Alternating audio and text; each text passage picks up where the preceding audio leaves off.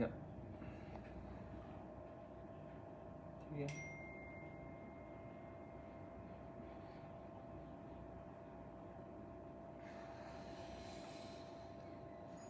Lawyers beat पे जाना है ना, lawyers beat. Hmm hmm Now I've done your future post.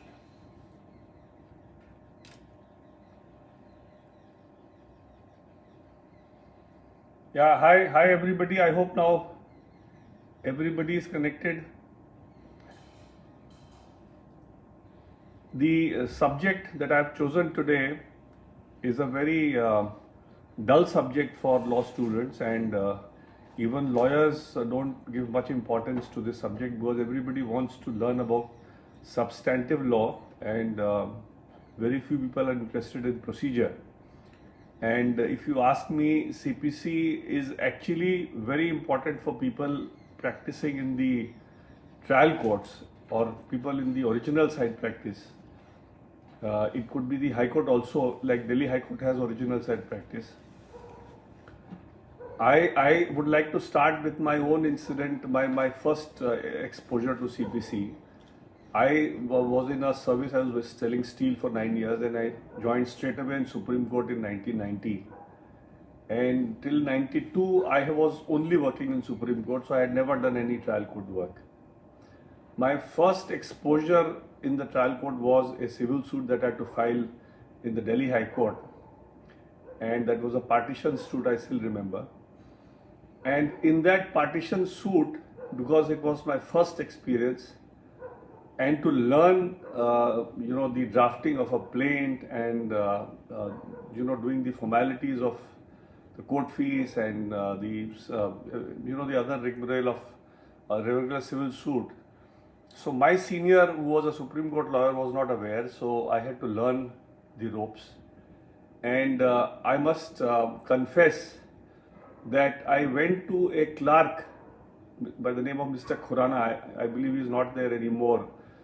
He used to sit in the typing pool in the Delhi High Court. There used to be a typing pool where you have the filing now today. There used to be a typing pool. And he used to sit in the typing pool, a bearded man and a very, sort of a solitary kind of a person, but very, very learned. So whatever plaint that I felt is, properly drafted, I went to him and showed Khurana uncle ki Khurana sahab bataye isme kya kami hai. And I remember I sat with him almost for a couple of hours, and he kept explaining me कि बेटा ये गलती है, ये गलती है, ये नहीं है, ये प्रेयर नहीं तुमने किया, ये पार्टी बनानी चाहिए, ये ऐसे करना चाहिए, ये लिमिटेशन का बोलना चाहिए. मतलब जो whatever the initial basics of drafting a plaint I learned from him. This is a very serious litigation, if you ask me. A civil suit. Civil suit is not like a writ petition. Writ petition, you can draft anything and get away. But a plaint, being a very formal document, is something which has to be very carefully drafted, and you have to be very conscious of what you draft in the plaint and what all you ever in the plaint, because you should be in a position to prove everything that you have stated in the plaint. And if you are not in a position to prove anything, then your plaint is liable to fail. And the pleading has to be very specific, and a vague pleading will not suffice. So if the pleading is specific, then the drafting of written statement also is again similarly very important, and you have to, while drafting the written statement, also be very categoric in denial and categoric in admission. A vague denial also will not suffice, so a vague denial can be construed to be an admission of what is said in the plaint. So these are the initial pitfalls, as far as filing a suit is concerned. The court fees is concerned. If you want to file an application for exemption, then some time limit is granted, and you can file that court fees in that whatever time granted by the court. And if you are drafting a written statement, then of course now there are very strict timelines. You have to draft your written statement within that timeline. But more importantly, I will tell you, one of the very important cases that I won in the Supreme Court was a very, very important case of intellectual property rights. It was with regard to the Gutka Masala, Pan Masala, Manik Chand. If you all remember, Manik Chand used to be the Filmfare Award used to be known as Manik Chand Filmfare Awards, and it was a very big company. And my client was a very small time client by the name of Malik Chand. So he filed a passing of suit against Manik Chand saying that I have a prior user, unregistered prior user. And we succeeded right up to the Supreme Court, not because of the merits of our case, but because the Manik Chand people failed in adherence to the fundamentals of the CPC.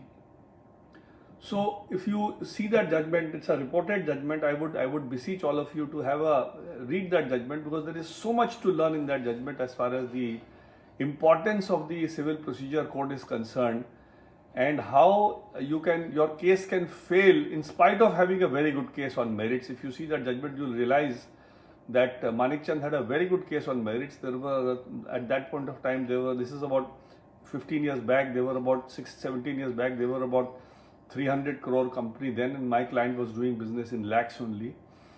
And it could get an injunction, permanent injunction against Manik Chand only because Manik Chand's lawyers did not prosecute the case properly by adhering to the various principles that are, laid down in the Civil Procedure Code. And I'll give just a couple of examples of where they failed completely. So when my when my affidavit of evidence of the plaintiff was filed, they didn't come to cross-examine, and they had some preliminary objections, and they said they did not cross-examine. So when the final argument was to be heard on that particular day, their lawyer didn't come at all, and the judgment was reserved. Now it so happened that the judge who reserved the judgment, he retired in the meantime. So Manik Chand probably was wrongly advised that now that the judge has retired, he'll have to rehear the matter, which normally any lawyer would have thought is the normal course of action. But we had seen the CPC more closely, and we were successful in arguing in the Supreme Court that under Order 18, Rule 15, a successor judge takes over from the stage on which the predecessor had left it. So even if the judgment is reserved, if a successor judge comes in, he has all the evidences before him, so he can, on the basis of those evidences, go and decide that matter. So, and as far as the factual controversy is concerned, the Supreme Court held that since you did not cross-examine the witnesses of the plaintiff, the deponent of the affidavit, by which time the Order 18 had been amended and affidavit of evidence was to be filed by the plaintiff. And the affidavit of evidence was to be put to cross-examination only if the defendant desired to do so. So if you if you decided not to cross-examine somebody, then so be it, and whatever is said in the affidavit of evidence is to be construed as true, and a decree can be passed. So literally an ex parte decree was passed by the trial court, which was confirmed by the High Court and confirmed by the Supreme Court, because the lawyers of the other side, Manik Chand's side, did not read the provisions of the CPC. Probably the lawyer who was handling their case was a writ court lawyer, and he didn't realize the intricacies of the CPC. And he felt that, of course, they can always reopen everything and get this matter properly adjudicated. And to their misfortune, the decree which was passed by the trial court was upheld by the High Court and also upheld by the Supreme Court. So this is one of those cases. This citation is, what is the citation? Just tell me. I'll just give that citation. I will beseech all of you to just have a look at that judgment, and I'm sure it will give a huge insight as to how the Civil Procedure Code can completely, sort of defeat your case, being merely a procedural code, and ensure that even though you may be having a very good case on merits, you can fail because you have not adhered to the procedure. The citation is 2012 to SCC 196.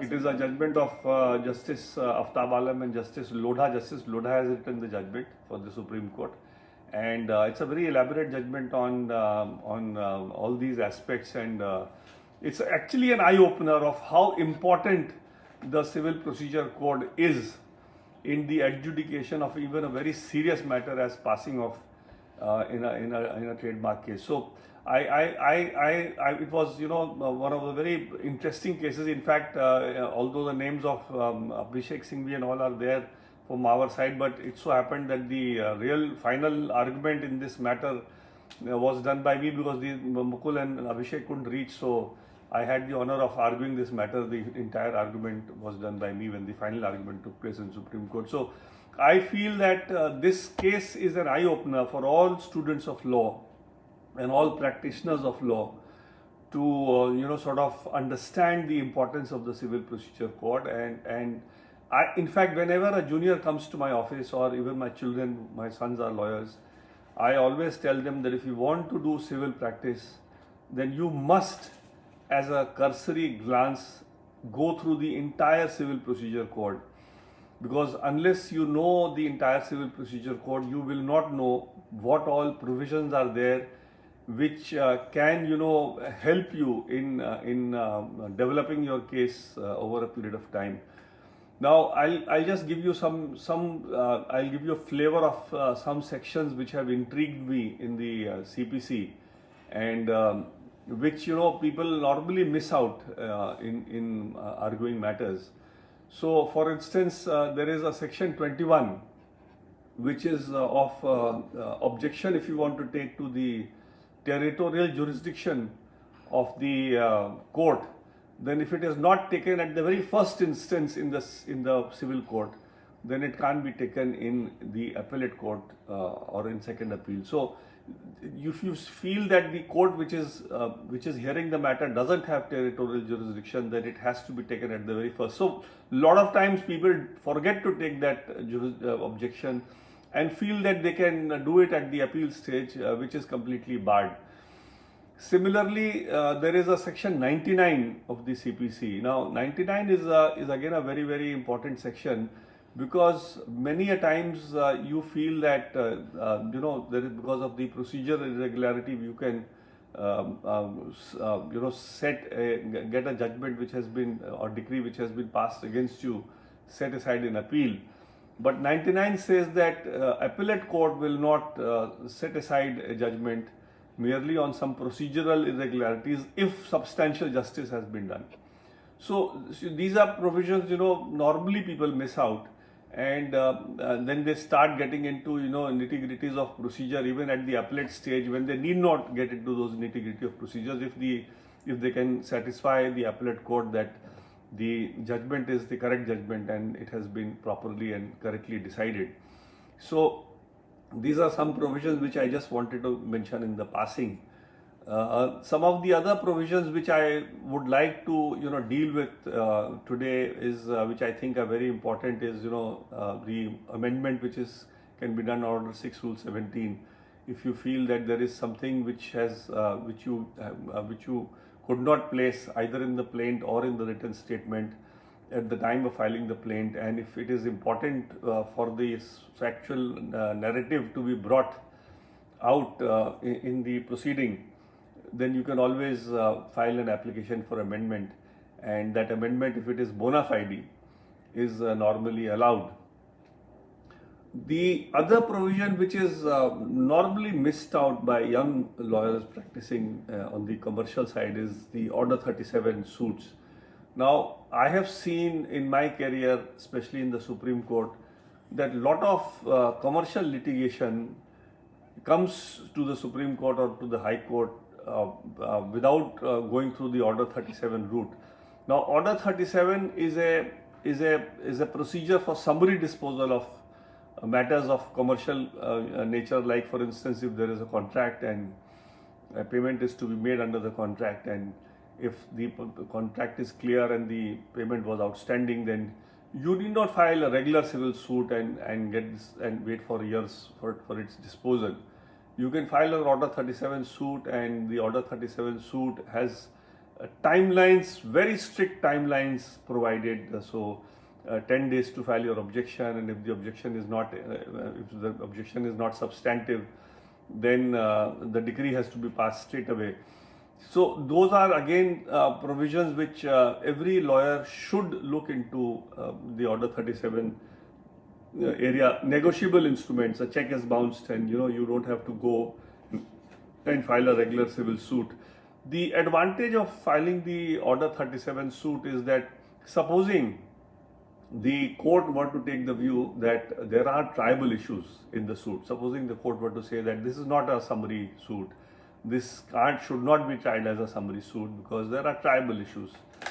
If the court has to take that view, then the suit, Order 37 suit, gets converted into a regular suit. So you don't lose anything by going through the Order 37 route if you feel that you've got a good case and there is really no defense with the other side for not making payment under a contract or under a negotiable instrument. So that is again which I feel missed out. Another provision which is normally missed out by the junior young lawyers are the power of a court to adjourn a matter, adjourn a suit, and that is provided in Order 17. So in a civil suit, very few people get to read this provision.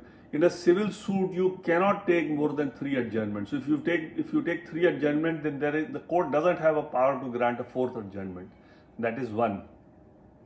And the other is that under the same Order 17, if your lawyer is supposing in another court, that is not a ground for adjournment.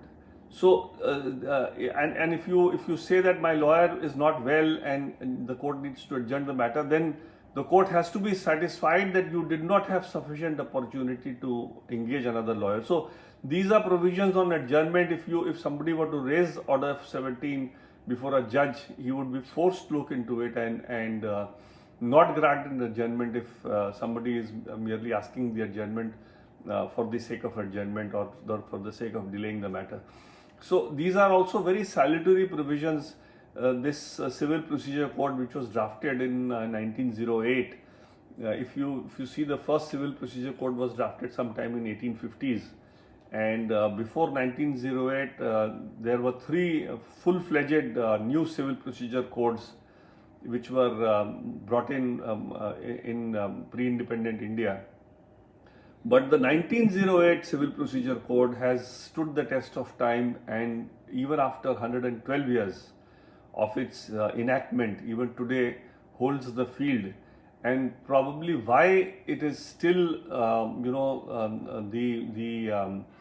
there is not much change, or there is no new Civil Procedure Code brought in, because the Parliament probably has felt that it is a very elaborate document and it really takes care of most of the situations that one can visualize that arise in the procedural aspects of determination of a civil suit. So I feel that that is why this code has withstood more than 112 years, and in spite of course several amendments to the code, but the basic code of 1908 still is as it is, and it is still the document on the basis of which civil suits are being decided in the country. The other things which I think should be important is about a preliminary decree and a final decree. So if you see the CPC, in the definition there is the definition of a decree, and decree includes a preliminary decree. So when especially a partition suit is filed, then the preliminary decree decides the rights of the parties, and the preliminary decree, if it is not challenged, then really speaking it cannot be reopened at the final stage. So final decree really just means that you give effect to the preliminary decree. So supposing if in a partition suit, supposing if somebody is claiming a particular percentage of share, and the property, that percentage of share is decided in the preliminary decree, then final decree merely gives the effectuation of that percentage by means of selling the property or dividing the property, if it can be divided by meets and bounds, or otherwise if it can't be divided by meets and bounds, then by selling the property and giving the share in terms of the preliminary decree. So preliminary decree really, although it may sound as if it's an interim kind of an order, which is normally so in an interim order, it can always be upturned at the final stage. But if the preliminary decree has not been challenged, then it becomes final between the parties, and at the final decree stage you can't say that the preliminary decree is not correct. So this is again very important, and people tend to miss this out. The other thing which I think again is important is Order 7 Rule 11, which talks of dismissal of the plaint. And with passage of time, I have experienced in my career that there are a large number of frivolous cases being filed, and many a times Order 7 Rule 11 should be invoked to get the civil suit rejected, the plaint rejected, as no cause of action is there, or the grounds of the ground mentioned in Order 7 Rule 11. And Supreme Court now, in several judgments, has held that for the purpose of deciding Order 7 Rule 11, a purposeful reading of the plaint should be done, and it should not be a very technical reading. So if somebody is trying to make out a case, where actually there is no such case, then it should be nipped in the bud, rather than forcing somebody to suffer a litigation and suffer a cloud on its property or the rights which are being sought to be adjudicated in the civil suit. Another very interesting section is Section 9 of the CPC. Section 9 says that you can file a suit for any issue under the sun unless it is barred by law. So I recall a very interesting incident. Of course, again in my very early years of my career, I filed a civil suit against Steel Authority of India Limited. My client was a contractor, handling contractor, and he had certain claims against the company. And one of the very eminent senior advocates today, I'll not name him, he appeared against me for Steel Authority of India Limited. And he made this very, very fantastic argument that the civil suit is not maintainable because Steel Authority being state, only writs will lie against Steel Authority. So, it's against the very basic tenet of a Section 9 concept, because Section 9 says that every suit can be filed unless barred. So there could be, like for instance, there could be suits which are barred under the Rent Act, or they could be barred under the Insolvency Code, or under the Competition Commission. So wherever there is a specific bar, then a civil suit will not lie. But if there is no specific bar, then every suit is to be decided by the courts, where the court has the pecuniary and the territorial jurisdiction to hear that suit and adjudicate upon that suit. Another provision which comes to my mind is Order 12 Rule 6. Now, Order 12 Rule 6 is a case where you can get a judgment on admission. So in my career, again, I have seen that a lot of suits could have been, nipped in the bud if you had filed an Order 12 Rule 6. So a typical example of an Order 12 Rule 6 would be that you file for the eviction of a tenant, and when the eviction case is filed, the tenancy is still alive, or the lease is still subsisting. But while the suit is pending, the lease gets over, and the tenant has no right to continue.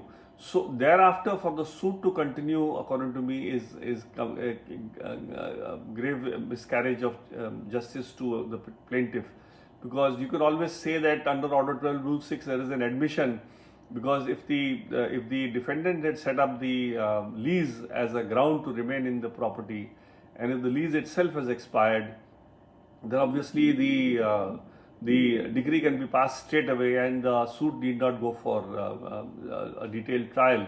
So that is another provision which I feel many a times can be used, and the admission that on the basis of which you can ask for a decree, need not be in the plaint or in the written statement. It can be anywhere. It could be even outside the written statement or plaint. You could have an admission in some other document, and or it could be in some law that you are relying upon. So those are also cases where you can also go immediately for a immediate decree. And interestingly, sometimes if you want to file a Order 7 Rule 11, normally courts take the view that for the purpose of 711, that is for rejection of plaint, you can only look at the plaint and you can't look at the written statement, which is correct. I mean, you should only be able to show from the plaint itself that the suit needs to be rejected because there is no cause of action. But many a times you will see that the plaint itself has made a complete sort of a moonshine case and has said something which is completely not tenable. So if you want to rely upon your written statement or something other than the plaint to show that the plaint needs to be rejected, you can also file an application under Order 12 Rule 6. And the Delhi High Court has ruled that even a dismissal of the suit can be done under Order 12 Rule 6. So if you feel that the plaint itself, from the bare reading of the plaint, it can't be shown that the plaint does not have a cause of action and that it needs to be rejected, and you can from your written statement prove that the suit needs to be rejected or the suit doesn't have a cause of action, then you can ask for a decree under 12(6) and say that the suit, by relying upon what is stated in the written statement or by the documents that are placed along with the written statement, you can say that the suit needs to be rejected or dismissed. So it can either be decreed under 12 Rule 6, it's a decree under 12(6) or a rejection of the plaint under 12(6). Both can be done by the trial court in appropriate cases. Ask me the question. Another. You want to take the question? Does Order 12 Rule 6 be applied in matrimonial cases where respondents come? Yes, of course. Of course, Order 12 Rule 6 will apply even in matrimonial cases. The standard for admission, of course, will be the court will have to be satisfied what kind of admission you are wanting to rely upon, and it has to be admissible evidence, and it can't be something which is not admissible in law. So I'll just quickly finish what all I have to say, and then probably we can go into the questions. Then there is the question of Order 2 Rule 2 or withdrawal of petition. So one reason why I say that CPC is also important for general law, because the Supreme Court also and Writ Court also rely upon the CPC in cases where they feel that there is ambiguity in the supposing the Supreme Court rules or the procedure for the writs, adjudication of writs, and they say that the principles analogous to the Civil Procedure Code can be utilized even in adjudication of writ proceedings and in Supreme Court. So two instances I'll give you. One is of res judicata and Order 23 Rule 1. So if you withdraw a petition, because many a times when you are arguing a writ petition, the judge is not with you, so you say, all right, I'd like to withdraw the petition. And then somebody advises you, oh, you only withdrawn, so you can again file a petition again. So Supreme Court in Sarguja Transport has held that because of the petition being withdrawn and without liberty being taken from the court, so you have to take liberty if you want to withdraw, that I should be permitted to file again. If you don't take that liberty, then by principles of res judicata and principles of Order 23 Rule 1, the second suit will not, the second writ petition will not be maintainable, and the Supreme Court has said that it will be an abuse of the process of the court. So you find some particular judge who is not, even part admission can be granted, part decree can also be granted. There is a question coming in that whether part admission of a 612 can happen. Yes, a part decree. So you can have a situation where a suit can be partly decreed and the rest of the suit can go for trial. So in like for instance in eviction matters, if you want the eviction to take place, the eviction can take place and the mean profit can be decided later. So to that extent, the suit can remain pending, and you can have that part decree in Order 12 Rule 6. Now the other provision is Order 2 Rule 2. Order 2 Rule 2 is also a very important rule, because that is where the drafting of a plaint becomes very important. Because Order 2 Rule 2 says that if you have made a prayer in a suit, and if you could have made more prayers in the same suit, and if you fail to do so, then you can't be allowed to file a separate suit for what you could have made as a prayer in the first suit and which you failed to do so. So Order 2 Rule 2 again is also a very important rule which you must keep in mind whenever you draft a plaint. So many a times you will see that you have claimed only one relief where you could have claimed 2 reliefs or 3 reliefs on the same cause of action. Then those can't be granted to you. Either you relinquish it or you fail to make a claim. In both cases, Order 2, Rule 2, Sub Rule 2 and 3 say that you can't be allowed to file a second suit for a claim which you could have made in the first suit itself. So these are also very important provisions which and then one more provision which I wanted to mention was Order 22 Rule 10. So supposing there is a relinquishment of right in a property which is the subject matter of the suit. So while the suit is pending, the subsequent owner can step into the shoes of the earlier owner and take on the suit from that stage and pursue the suit. So that is also another very important provision in the CPC, which is important for lawyers to remember and to take advantage of whenever this kind of a situation arises when a suit is being tried. And I'm getting some questions now. Do you want to take it from above? हाँ बता दो शुरू से ले आओ. One second. I'll just get those Ankur questions. Tulli has asked, if you can throw some light on Order 37 and its dilution of introduction of commercial courts, if any, Commercial Courts Act, if any. The next is, what is the defense taken by the defendant in a summary suit is a blanket denial of the agreement? Will the court be essentially inclined to convert the summary suit into a regular suit? Whether it is No, in a blanket denial, the court will not be able to convert a summary suit into a regular suit. So regular suit, for the purpose of converting a summary suit under Order 37 into a regular suit, there has to be a very specific averment as to a tribal issue. So the defendant should be in a position to show to the court that this claim is not a simple claim and there are some counter claims or there are some disputes, genuine disputes between the parties which have not been pointed out in the plaint, and because of which the summary trial can't be continued. So in those circumstances, the suit will remain a summary suit if a tribal issue is not disclosed. And if a tribal issue is disclosed, then the suit gets converted into a regular suit, and then it goes for a normal trial like a civil suit. So really speaking, the 711 provision will be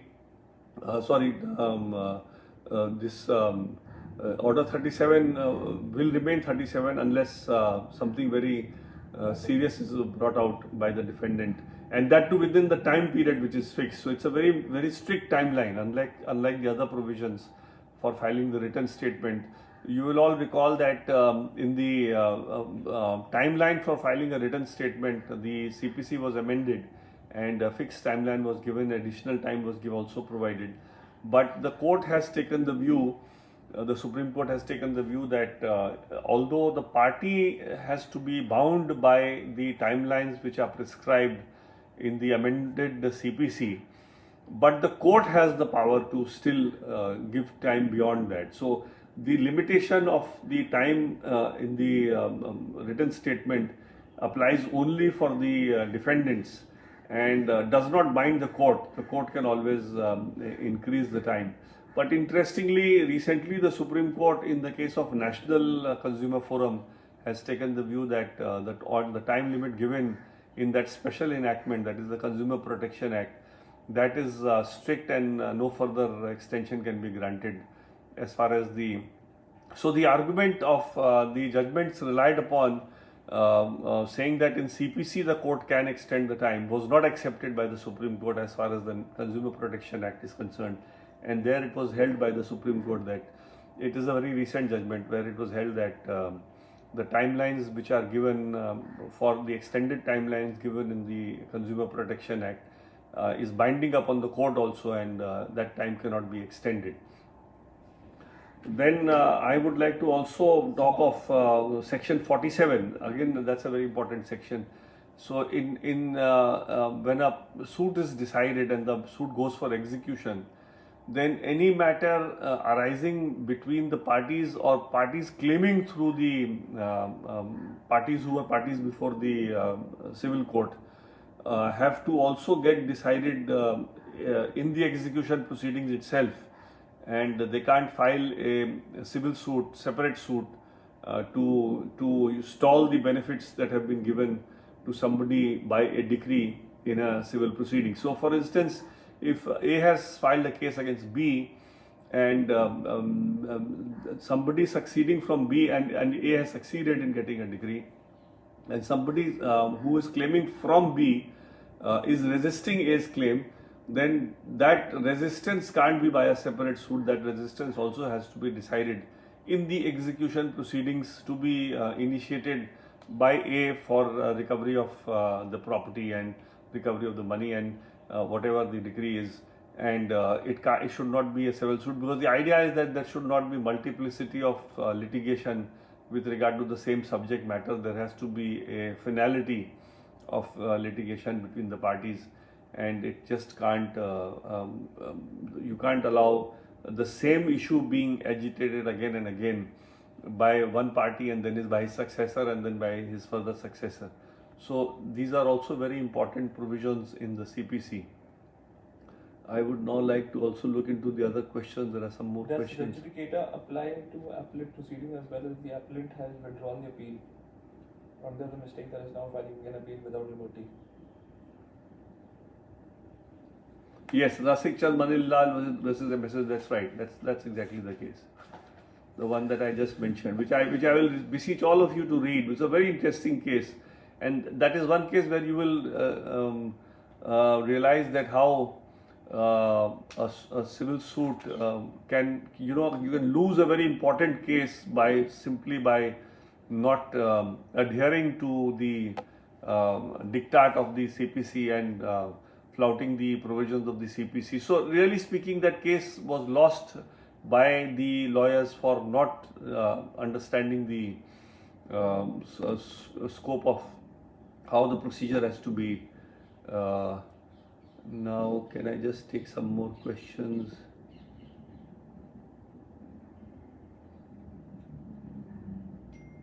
Today, if you will see, there is an order by the Supreme Court for a time period. Now, Supreme Court, I don't know whether you people are aware, there was an order passed by the Supreme Court in March itself that every statute, wherever there is a limitation, because of the lockdown, the limitation has been extended. So that is a very omnibus kind of an order and probably unprecedented. I don't think Supreme Court has ever passed this kind of an order in its entire existence, that wherever there is any limitation in any proceeding or in any suit or in any statute, that limitation will get extended during this lockdown period. Could you just read out the question before the answer, then it will be easier for them to understand. Oh, I see. The question was under Section 138 NI Act, is there any remedy due to lockdown period? I was answering that.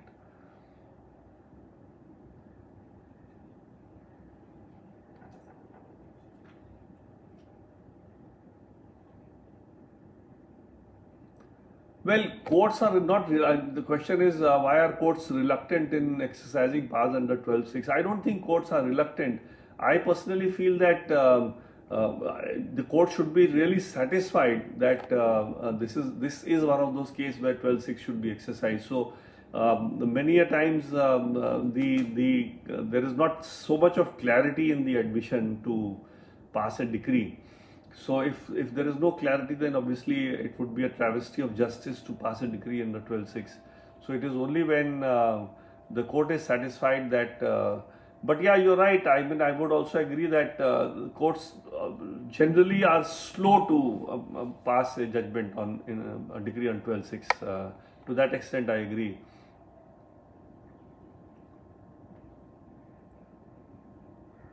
So whether prayer can be amended in order to rule 2, prayer can be amended in order rule 2 as long as the amended prayer is also within limitation. So supposing if your prayer supposing is for recovery of money, and which you should have taken at the original suit, and you have failed to take that prayer in the original suit, and you want to amend the plaint.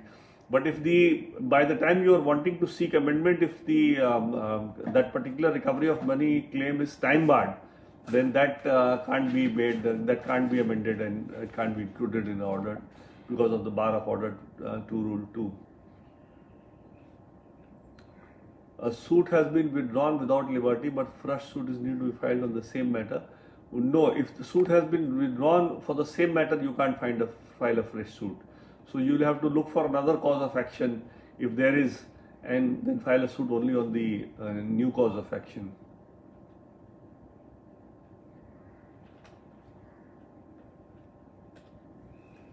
Yes, res judicata will apply even to appellate proceedings.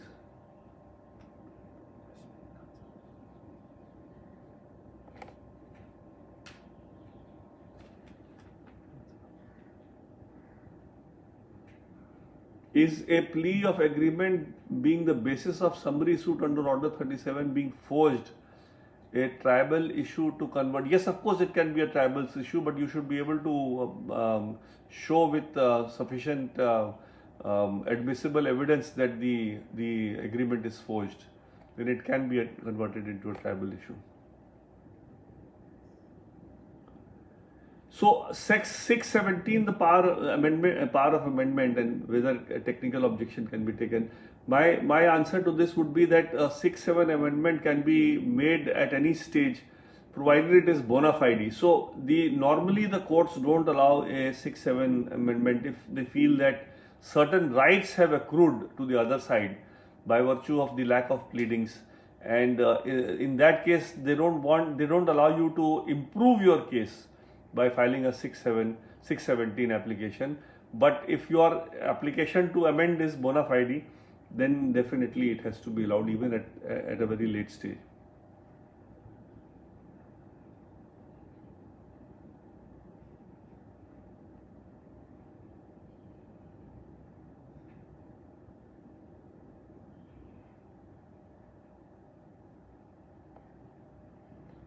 Supreme Court in consumer protection, I just said about this timelines which have just recently been decided.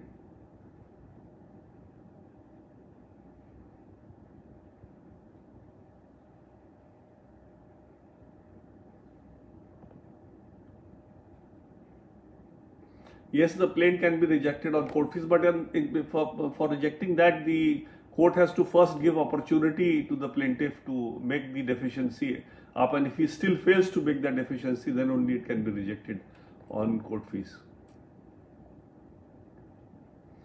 No, CPC does apply to family courts, unless if a particular statute provides that CPC is excluded.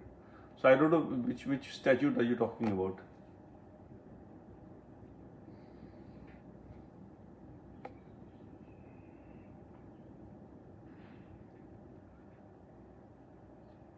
No, if it is not mandatory to file your admission and denial along with written statement. That opportunity is granted after, for the purpose of admission denial of both the parties, for the documents placed by them.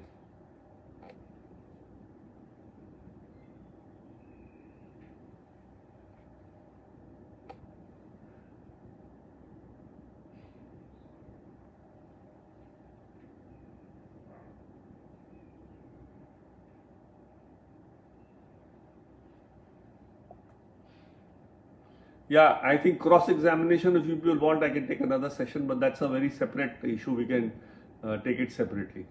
I'd love to do that.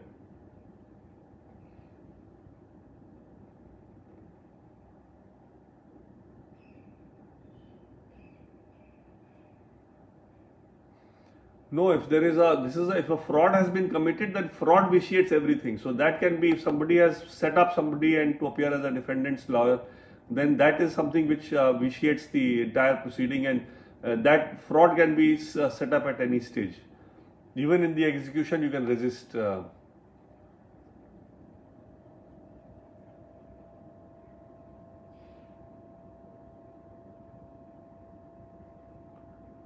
Yes, Shibu, it can be amended also, provided you can say that it is that amendment which is being sought is bona fide. I think our time is now over. We are at 7 p.m. Some of these questions require an elaborate answer, so I am not dealing with every question which has been put to me. And if I can do another session on some other subject later probably. But I thought I'll just give a flavor of what I feel is important for. Yes, I can do even service models. Why not? You can give me what all you want, and we can then discuss. Lifting of corporate bill versus quasi partnership firm. Yes, we can do that. That's also an important point. So 151 will be, you can use 151 only when there is no specific provision in the CPC. If there is a provision in the CPC, then 151 can't be resorted. And many a times you will find people using 151 in spite of there being a specific provision in the CPC. I would lastly, while ending this session, I would request all of you to, this is a lockdown period, please utilize this time and just glance through the CPC once.